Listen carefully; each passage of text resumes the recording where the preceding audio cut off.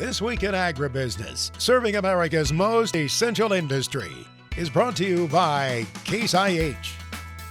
Welcome back, and thanks for joining us here for This Week in Agribusiness. This past year has been a year of turmoil, and farmers have been some of the most impacted. Max, I know you recently had the chance to sit down with a friend of yours and talk about the assistance he's brought to those farmers who have been in trouble this year. In Ukraine, as a matter of fact, our old friend Howard Buffett, farmer, businessman, philanthropist, has been trying to make a difference with his Howard G Buffett Foundation in Ukraine, providing assistance to those who farm there, sending equipment over there, and other needs during a very, very difficult time. Howard himself has been there 3 times since the war started. And in an RFD special, RFD TV's Rural America Live, I sat down with Howard for a few minutes and talked about what's going on there and what he's been doing.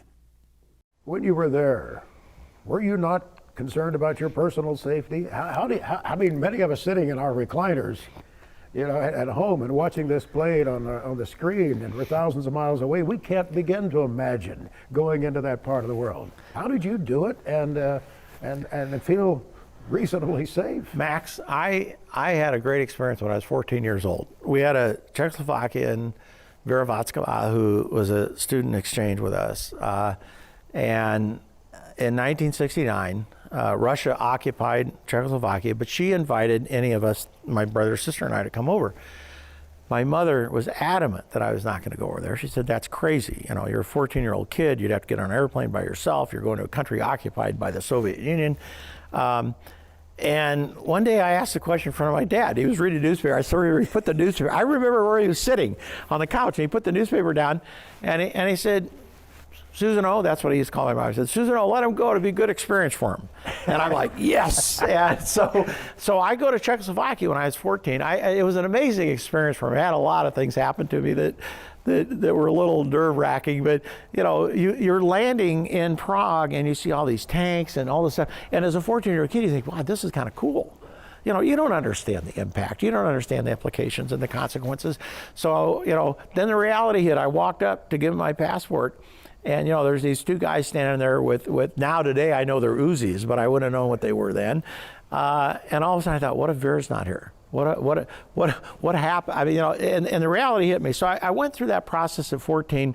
I watched people beat by secret police. I was there when I didn't see this, but I was there when the monk burned himself. I mean, like all these things going on.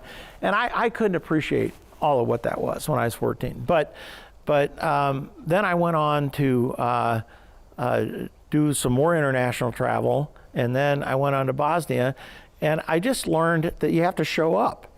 I mean, for us to understand it, to see, you know, people suffering, to smell the smoke and the stench of when you're walking through these buildings that have been bombed out, you don't forget those things. You know, you forget them if you read them, you forget them if you see them on TV. You don't forget the faces of people that you watch die.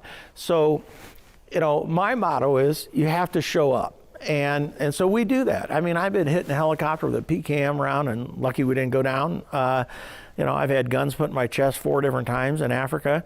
I always look to see if the finger's on the trigger, and twice it has been, and that makes you very nervous. So I just believe in, you know, there's a risk in it, but I never think about the risk. And so if I want to understand what's going on in Ukraine, and if we're going to invest heavily in the humanitarian side, you got to do it quickly. I mean, you know, they need help now.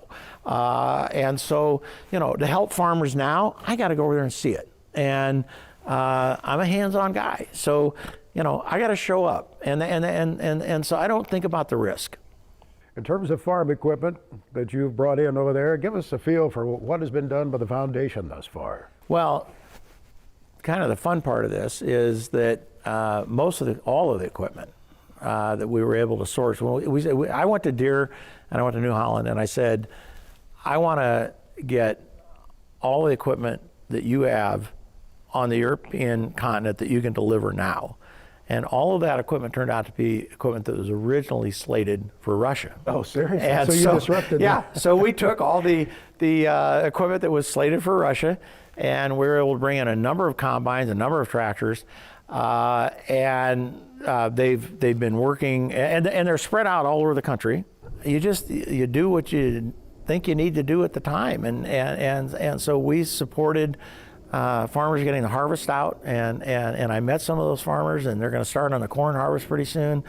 And you know, it's storage, it's transportation, it's equipment, all the things that have been damaged one way or the other, or affected one way or the other.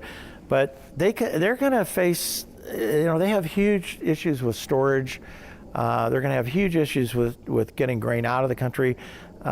This is going to be a big problem for a lot of countries around the globe.